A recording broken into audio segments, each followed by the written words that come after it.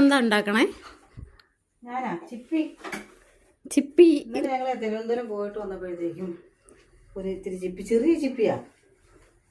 അപ്പം അന്നേരം ഞാൻ വാങ്ങിച്ചു. അപ്പം അത് കുറച്ച് നന്നാക്കിയതല്ലേ ഇത്? ആ, കുറച്ച് ഞാൻ പൊരിച്ചു. ചെറിയ ചിപ്പിയെങ്കിലും കുറച്ച് അപ്പം ഉണ്ടാക്കാന്ന് വിചാരിച്ചു. ചിപ്പിയപ്പം. കല്ലുമ്മക്കായപ്പം. അപ്പൊ അതിന്റെ കൂട്ടൊന്ന് പറയോ? കൂട്ട് പറയാലോ. ഇത് 1.5 കപ്പ് അരിപ്പൊടി, 3/4 കപ്പ് റവ, 1.5 ടീസ്പൂൺ അല്ലെങ്കിൽ ടേബിൾ സ്പൂൺ ആണെങ്കിൽ 1 സ്പൂൺ പെരിഞ്ജീരകം, ടീസ്പൂൺ ആണെങ്കിൽ 1.5 സ്പൂൺ പെരിഞ്ജീരകം, കുറച്ച് മീറ്റ് മസാല, ലേശം ഉപ്പിടണം. ഈ ചിപ്പിക്കകത്ത് ഉപ്പുണ്ട്, അതുകൊണ്ട് ഒത്തിരി ഇടരുത്. ഉപ്പുണ്ട്. അപ്പം ലേശം ഉപ്പ് ഈ കൂട്ടിലിടണം. ഇട്ടിട്ട് ഇത്തിരി മഞ്ഞപ്പൊടി, ഒരു മുറി തേങ്ങ, ഒരു 10 ചെറിയ ഉള്ളി. ഇത് ഈ തേങ്ങയും പെരിഞ്ജീരകവും ചെറിയ ഉള്ളിയും മസാലക്കൂട്ടും എല്ലാം മിക്സിയിൽ നമ്മൾ പരിപ്പിന് അരക്കണ പോലെ ഒന്ന് ഇതായിട്ട് അരച്ചെടുക്കണം. അരച്ചെടുത്തിട്ട് ഈ റവയും അരിപ്പൊടിയിലും ഇത് കുഴച്ച് ഈ പരുവത്തിന് കുഴച്ചെടുക്കണം. കണ്ടോ?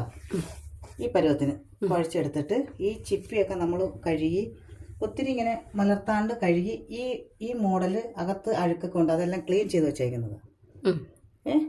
എന്നിട്ട് നമ്മൾ സ്റ്റീമർ വെച്ചിട്ട് സ്റ്റീമറിൽ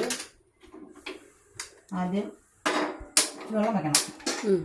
സ്റ്റീമർ ഇല്ലാത്തവരാണെങ്കിലോ? സ്റ്റീമർ ഇല്ലെങ്കിൽ ഇഡ്ഡലി പാത്രത്തിൽ പുഴുങ്ങിയെടുക്കാം.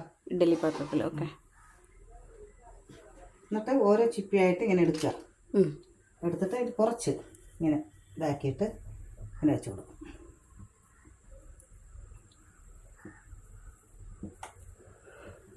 ഇങ്ങനെ എടുക്കുക. ഒരുപാട് പ്രസ് ചെയ്യണ്ട, ഒരുപാട് പ്രസ് ചെയ്യണ്ട. ഇങ്ങനെ കുത്തി നിറയ്ക്കരുത്, കുറച്ച് പാകത്തിന്.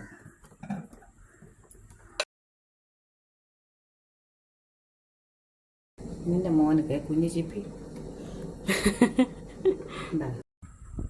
ഇങ്ങനെ സ്റ്റീമറിൻ്റെ അകത്ത് നിറച്ചിങ്ങനെ വെക്കണം. വലിയ ചിപ്പിയാണെങ്കിലേ ഭയങ്കര ടേസ്റ്റായത്. ഇത് വെന്തിട്ടുണ്ടാവോ? ഇപ്പോൾ ഞാൻ നോക്കട്ടെ കേട്ടോ. നോക്കട്ടെ.